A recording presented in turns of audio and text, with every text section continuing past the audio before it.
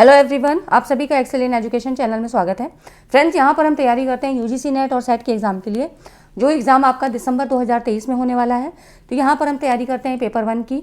तो आज की इस वीडियो में हम लोग बात करेंगे people and environment, people development and environment आपकी जो यूनिट है 9th नंबर की। इसमें हम जो इम्पोर्टेंट टॉपिक है आपका वाटर पोल्यूशन, ठीक है, इसके बारे में डिस्कस करेंगे। और ये एक रिक्वेस्टेड वीडियो है, काफ़ी बच्चों ने यहाँ पर कमेंट करके बताया। जब मैंने आपको 5 मोस्ट रिपीटेड टॉपिक बारे में बताया था तो उसी समय बहुत बच्चों ने कमेंट किए थे कि आप जो है वाटर पोल्यूशन के बारे में बता दीजिए। और सही भी है, क्योंकि ये एक इम्पॉर्टेंट टॉपिक है, यहाँ से आपके क्वेश्चन आते हैं और काफ़ी डीपली पूछे जाते हैं।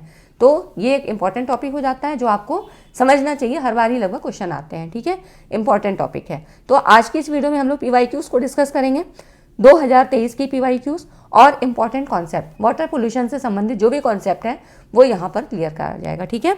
तो आप लोग यहाँ पर पूरा देखिएगा वीडियो को, क्योंकि आपके लिए इम्पॉर्टेंट होगी। और यहाँ पर अगर हम बात करें तो वाटर पोल्यूशन से संबंधित जो भी चीज़ें हैं वो आपकी सब क्लियर हो जाएंगी, क्योंकि कुछ चीज़ें क्वेश्चन के माध्यम से, और क्वेश्चन का पैटर्न भी आपको पता लगेगा कि किस तरह से क्वेश्चन बनते हैं। तो अगर आप चैनल पे पहली बार आए हैं तो उसको सब्सक्राइब कर लीजिएगा, चैनल को सब्सक्राइब कर लीजिए और टेलीग्राम चैनल को भी ज्वाइन करें, क्योंकि PDF वहाँ पे आपको दी जाती हैं। और PDF तैयार होने में टाइम लगता है, क्योंकि सारा काम मैं खुद ही करती हूँ, है ना। तो यहाँ पर कुछ टाइम लग सकता है, तो आप लोग उसके लिए परेशान ना हुआ करें। PDF आपको मिल जाएगी, कोई भी कॉस्ट नहीं लिया जा रहा है, फ्री ऑफ कॉस्ट सारी चीज़ें हैं। कोई भी यहाँ पैसे की बात कभी भी मैं नहीं करती हूँ, है ना। मेरी तरफ से कोशिश यही है कि आपकी जितनी भी हेल्प कर पाऊँ, है ना। तो वीडियो को पूरा देखा करिए और लाइक एंड शेयर ज़रूर किया करिए, ठीक है। यहाँ पर चलिए हम लोग स्टार्ट करते हैं। देखिए, यहाँ पर सबसे पहले वाटर पोल्यूशन के बारे में थोड़ा सा समझिए कि क्या होता है। वाटर पोल्यूशन प्रदूषकों की उपस्थिति के कारण होता है, और ये होता किस तरह से है, जब जल का जो उसका मूल रूप है, भौतिक हो, रासायनिक हो या जैविक, इनके गुणों में परिवर्तन आता है, तो ये परिवर्तन ही जल प्रदूषण कहलाता है, ठीक है। तो आप इसको देख के भी जान सकते हैं और स्मेल करके जान सकते हैं ना। तो ये अपने परीक्षण के तरीके होते हैं, लेकिन इसको जो है प्यूरिफाई करने के भी और तरीके भी होते हैं, ठीक है। आप देखिए यहाँ पर क्लासिफिकेशन की बात करें तो क्लासिफिकेशन हम इसकी गुणवत्ता के आधार पे 4 भागों में कर सकते हैं। क्लीन वाटर, साफ जल, शुद्ध जल जिसको कहते हैं, ये जो है प्राकृतिक जल होता है, इसमें किसी भी तरह की अशुद्धियाँ नहीं होती हैं, तो जल स्वास्थ्यप्रद होता है और स्वास्थ्य को कोई नुकसान नहीं पहुँचाता है, ठीक। सेफ वाटर, तो सुरक्षित जल हो गया। ऐसा जल क्या होगा, रंगहीन होगा, स्वादहीन होगा और प्रदूषित पदार्थों से पूर्णतः मुक्त है, तो स्वास्थ्यवर्धक है। पॉल्यूटेड वाटर आपको पता ही है कि इसमें क्या होता है, कई तरह के पॉल्यूटेंट्स मिले होते हैं। वो इंडस्ट्रियल एरिया से भी हो सकते हैं, हमारे घरों में यूज़ होने के कारण भी हो सकते हैं, तो इस तरह अनेक अन्य कारण होते हैं, ठीक है। कंटामिनेटेड वाटर, ये क्या होता है, संदूषित जल। संदूषित जल से आशय मतलब जिसमें सूक्ष्म कीटाणु पाए जाते हैं, है ना। तो विषाक्त रासायनिक पदार्थों की उपस्थिति भी ऐसे जल में होती है, और इनकी उपस्थिति के कारण ही पानी का रंग और स्वाद बदल जाता है, और ऐसे पानी का जब आप यूज़ करेंगे तो स्वास्थ्य के लिए भी प्रतिकूल ही रहेगा। तो इस तरह से ये हो जाता है कंटामिनेटेड वाटर। सबके टर्म्स को समझना ज़रूरी है, क्योंकि जब आपके सवाल इंटरनली बनते हैं ना तो काफ़ी डीपली पूछे जाते हैं और ये टर्म्स आपको नहीं पता होते हैं, ठीक। आगे देखते हैं सोर्सेज ऑफ वाटर पोल्यूशन के क्या होते हैं। तो प्राकृतिक स्रोत, जिनको हम नेचुरल सोर्सेज बोलते हैं, और मानव जनित स्रोत, इनको हम एंथ्रोपोजेनिक सोर्सेज कहते हैं। कई बार आपको इस टर्म से भी सवाल आए हैं, एंथ्रोपोजेनिक सोर्सेज। एंथ्रोपोजेनिक में आपकी इसमें क्या होंगे, उद्योग, शहरी, कृषि और सांस्कृतिक स्रोत शामिल होते हैं, ठीक है, जो कि मानव के द्वारा निर्मित होते हैं, है ना। इंडस्ट्रियल एरिया मानव के द्वारा ही बनाया हुआ है। अब इससे जो संबंधित चीज़ें होंगी वो क्या होंगी, एंथ्रोपोजेनिक में होंगी। उसके बाद प्राकृतिक स्रोत में सभी को पता है पौधों और जानवरों की संरचना आती है। ज्वालामुखी विस्फोट, जो कि नेचुरल चीज़ें हैं जिनके द्वारा प्रदूषण की उपस्थिति हो रही है ना। तो ये सारी चीज़ें आपकी क्या होती हैं, प्राकृतिक स्रोत के अंतर्गत आती हैं, ठीक। तो ये तो हो जाता है आपका। अब उसके बाद आता है BOD और COD के बीच अंतर, जो कि वाटर पोल्यूशन से संबंधित सवाल के अंतर्गत आता है ये टॉपिक, और इससे सवाल आपके बनते हैं। BOD बायोलॉजिकल ऑक्सीजन डिमांड, ठीक है। तो ये आपको पता है BOD क्या है, इसके बारे में क्योंकि मैं पहले ही भी बता चुकी हूँ आपको, आप लोग देखिएगा उन वीडियोज़ को जो अभी इसके पहले दी गई है ना आपको। एनवायरनमेंट की जितनी भी वीडियो है, इसके पहले 2-3 वीडियो दी हैं, तो उसमें आप देखिएगा कि इससे संबंधित चीज़ें मैंने आपको काफ़ी चीज़ें बता रखी हैं कि क्या क्या चीज़ें होती हैं। तो BOD क्या है, बायोलॉजिकल ऑक्सीजन डिमांड, जैविक ऑक्सीजन मांग, ठीक है। और COD क्या होता है, ये होता है आपका केमिकल ऑक्सीजन डिमांड, रासायनिक ऑक्सीजन मांग। तो बीओडी क्या है? एरोबिक परिस्थितियों में कार्बनिक पदार्थों को विघटित करते समय बैक्टीरिया द्वारा उपभोग की गई ऑक्सीजन की मात्रा का परीक्षण है, कि उसने जितनी ऑक्सीजन का मात्रा का परीक्षण मतलब ऑक्सीजन की मात्रा का उपभोग किया, उसके द्वारा ये पता लगता है कि जल में कितनी अशुद्धियां हैं, जल कितना प्रदूषित है। ठीक है। और सीओडी क्या है? सीओडी वो परीक्षण है जहाँ पानी में कुल कार्बनिक पदार्थों को ऑक्सीडाइज करने के लिए, ऑक्सीकरण करने के लिए आवश्यक ऑक्सीजन की मात्रा का परीक्षण किया जाता है। ठीक है। अंतर क्या हुआ? यहाँ पे बैक्टीरिया द्वारा जो भी यूज़ किया जा रहा है ऑक्सीजन की मात्रा, उसका परीक्षण होता है, और यहाँ पर कार्बनिक पदार्थों का ऑक्सीकरण करने के लिए। ठीक है। तो ये केमिकल प्रोसेस हुआ। तो इस तरह से बीओडी क्या है? एक जैव रासायनिक ऑक्सीकरण प्रक्रिया है, क्योंकि यहाँ बैक्टीरिया का द्वारा जो है उसका प्रोसेस देखा जा रहा है। और सीओडी क्या है? एक केमिकल ऑक्सीडेशन प्रोसेस है। ठीक है, रासायनिक क्रिया है। ये इतना अंतर आपको समझाने के लिए दिया है कि वैसे तो बहुत बड़ी चीज़ें हैं, लेकिन आपको इतना नहीं पढ़ना है, आपको केवल जनरल कॉन्सेप्ट समझना है। ठीक है। उसके अलावा क्या होता है? Dissolve oxygen. डिसॉल्व ऑक्सीजन क्या होती है?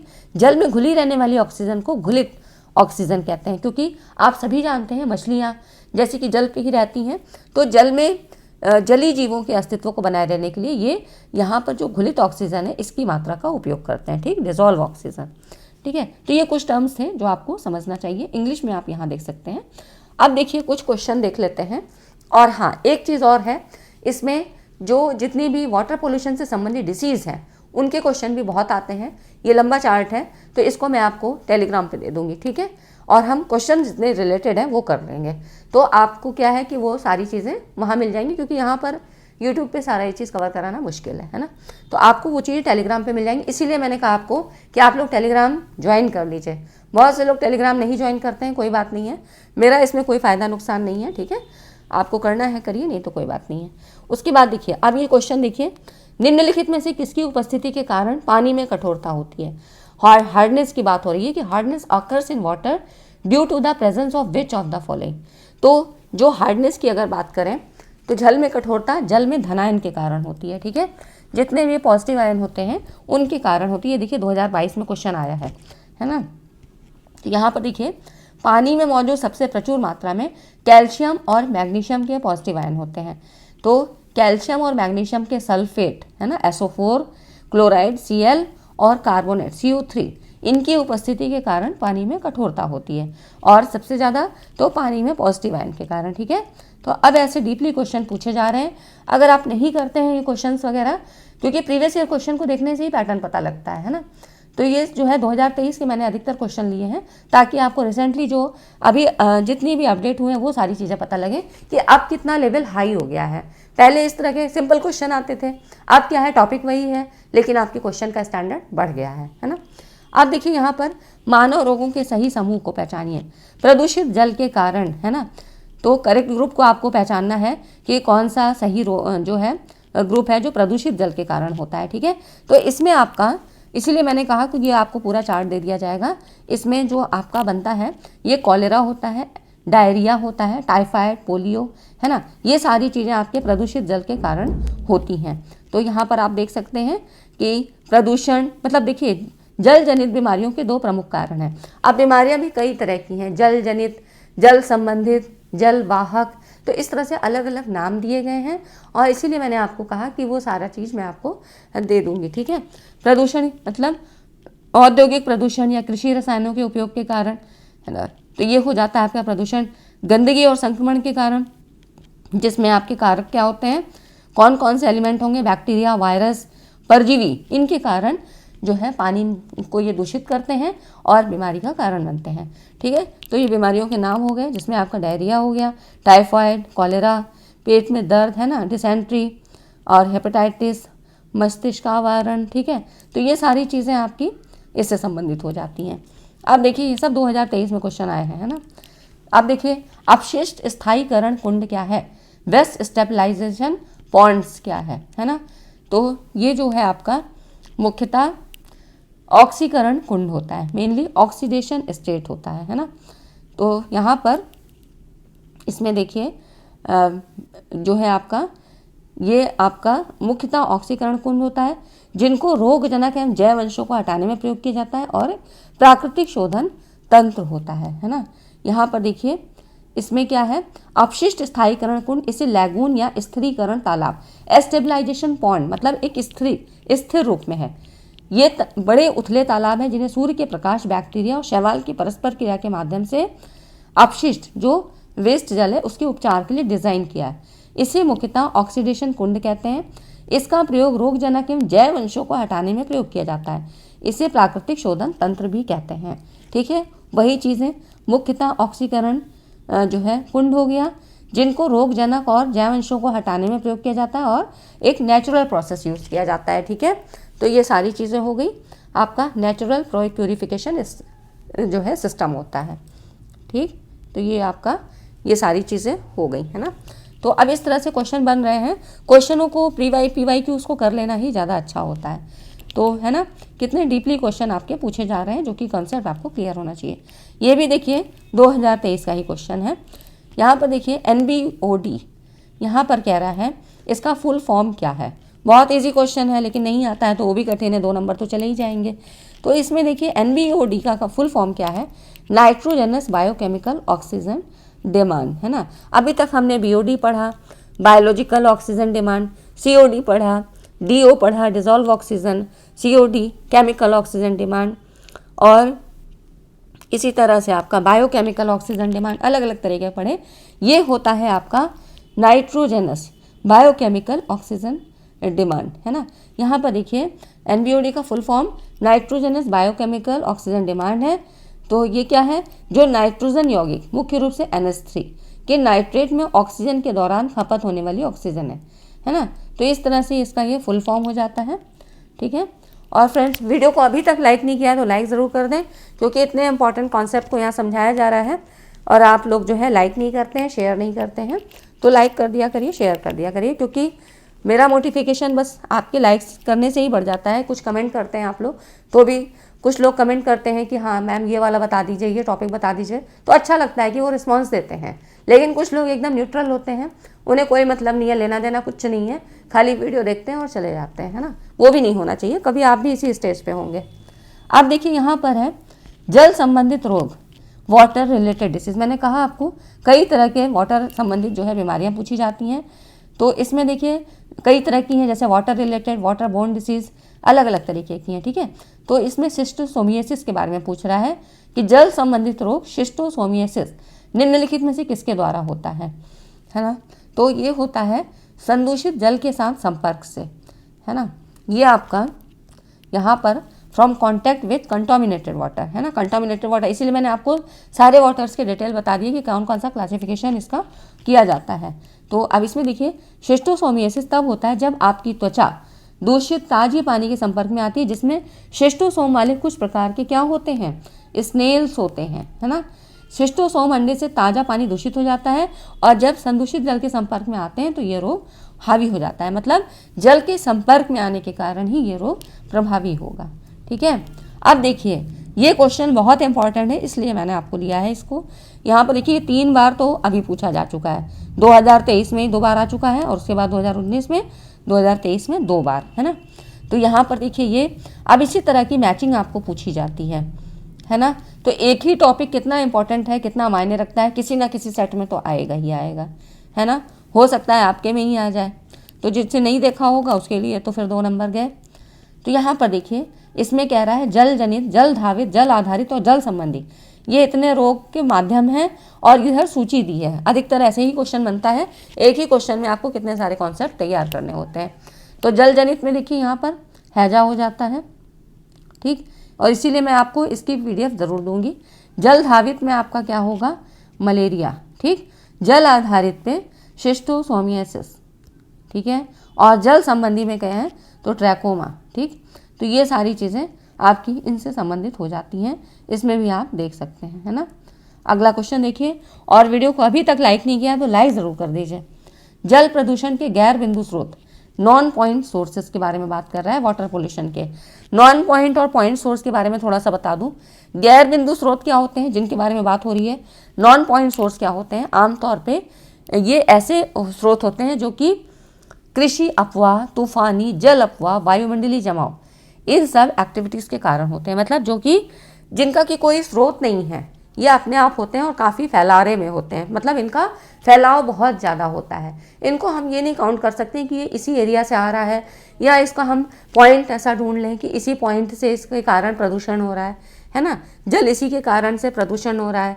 तो ऐसा कोई पिन पॉइंट नहीं हमको इसके द्वारा मिलता है। तो ये जो गैर बिंदु स्रोत होते हैं प्रदूषण को भी बढ़ावा देते हैं, और इनकी मॉनिटरिंग करना और कंट्रोल करना दोनों ही कठिन होता है, क्योंकि ये विभिन्न सोर्सेज से आते हैं और एक बड़े क्षेत्र में फैले होते हैं, जिससे संदूषण के कारण, मतलब जो भी इसके द्वारा प्रदूषण हो रहा है वो मतलब पहचान करना, पता लगाना ये डिफ़िकल्ट हो जाता है, मतलब इतना कठिन हो जाता है कि उसको हम कंट्रोल नहीं कर सकते हैं। ठीक है, अब इसमें कौन कौन से आते हैं, जैसे कि कृषि अफवाह, मतलब कृषि का जो क्षेत्र है जहाँ पर आप खेती करते हो, पानी का जहाँ पे सोर्स है, कहाँ से आ रहा है, कैसे यूज़ किया जा रहा है, ये सारा पता लगाना मुश्किल है।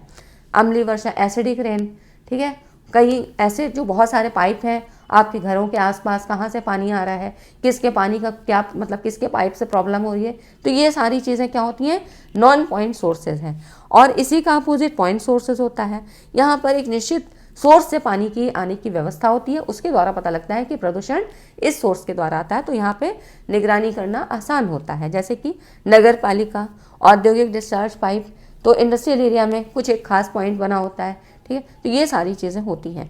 तो अब इसी में कह रहा है कि जल प्रदूषण के गैर बिंदु स्रोत क्या होते हैं। तो इसमें देखिए यहाँ पर आपका हो जाता है एक तो डिफ्यूज्ड, है ना, विसरित, रेलिवेंट और डिफ़िकल्ट इन मॉनिटरिंग। ठीक है, तो ये ऑप्शन आपका सही हो जाता है ना। यहाँ पर देखिए diffuse, relevant and difficulty in monitoring. तो इस तरह से मैंने आपको बता दिया कि आपके जल प्रदूषण के गैर बिंदु स्रोत और बिंदु स्रोत क्या होते हैं। अब देखिए ये आज का क्वेश्चन है, और इसमें एक प्रदूषण जल गुणवत्ता प्राचल, मतलब पैरामीटर की बात हो रही है, इंग्लिश में भी यहाँ पर देख सकते हैं। तो ये देखिए इंग्लिश में यहाँ पर है an important water quality parameter, pH की बात हो रही है। ठीक है, तो इसमें देखिए पीएच की बात हो रही है कि पीएच क्या होता है, पीएच वैल्यू, है ना। तो पीएच वैल्यू में जल की हम एसिडिटी, बेसिक, मतलब एक पैरामीटर होता है जल को निर्धारित करने का कि एसिडिक है, बेसिक है, न्यूट्रल है, किस तरह का है। तो जो पीएच वैल्यू होती है एक तरह से पैरामीटर होता है। तो ये जल में क्या होता है, H2O होता है ना, यही तो होता है इसका केमिकल फॉर्मूला। तो इसमें H+ और OH-। ठीक है, इसमें ये इसके और जो है इसको हम ऐसे डिज़ोल्व करके लिख सकते हैं, H+ और OH-, है ना। तो ये हो जाता है। तो ये क्या होगा, एसिड हो गया, ये बेस हो गया। तो जल का जो पैरामीटर है पीएच वैल्यू का, इसमें क्या करता है, ये जल में अम्लता की माप, एसिडिटी, जल में क्षारकता की माप कर सकता है। और यहाँ पर देखिए हाइड्रोजन आयन की कंसंट्रेशन को जो है प्रस्तुत करता है। ठीक है, 10 तक वैल्यू नहीं हो सकती है। और इसमें यहाँ पर देखिए तो ये सारे पॉइंट इसके सही होते हैं, A, B और D, है ना, ये होता है। तो यहाँ पर देखिए जल में एसिडिटी को, जल में क्षारकता को और हाइड्रोजन आयन की कंसंट्रेशन को नापता है। तो पीएच वैल्यू के बारे में थोड़ा पता होना चाहिए, यहाँ पे इंग्लिश में आप देख सकते हैं। ठीक है, ये सारे क्वेश्चन इसके जो है इंपॉर्टेंट कॉन्सेप्ट को मैंने आपको पहले भी करवाया है। अगर आप लोग शुरू से बने होंगे तो उन कॉन्सेप्ट को आपने समझा होगा। ठीक है फ्रेंड्स, तो आज की वीडियो में इतना ही। वाटर पोल्यूशन का बहुत सारा पार्ट मैंने आई होप कवर करा दिया है। आपको वीडियो अच्छी लगी हो तो वीडियो को लाइक एंड शेयर ज़रूर करिएगा। ठीक है, और टेलीग्राम पे जितनी चीज़ें मैंने कही वो आपको मिल जाएंगी, उसमें कोई भी परेशान होने वाली बात नहीं है। ठीक है, चलिए मिलते हैं अगली वीडियो में इसी तरह के इंपॉर्टेंट टॉपिक के साथ। वीडियो को लाइक एंड शेयर करके जाइएगा। Thanks for watching this video.